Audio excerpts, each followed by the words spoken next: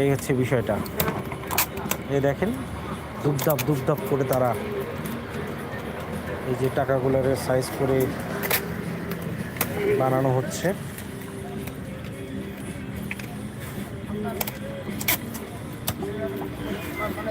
আসলে প্রিয়জনকে খুশি করার জন্য কত কিছুই না মানুষ করে, সে পুরুষ হতে পারে বা নারীও হতে পারে, মানে নারী পুরুষ উভয় হতে পারে। তাকে খুশি করার জন্য টাকা, চকলেট, ফুল, গোলাপ কি না দেয় মানুষ। তারপরও দিন শেষে যখন কষ্টের কথা বা দুঃখের কথা, ভাঙনের সুর শোনা যায়, তখন খুবই কষ্ট লাগে, খারাপ লাগে। দেখেন, আরে বাবা, এই যে এক্সপার্ট ব্যক্তিরা আছেন এই যে এখানে, এনাদের কাছে যেন মামুলি ব্যাপার। হ্যাঁ, এই জিনিসগুলো বানানো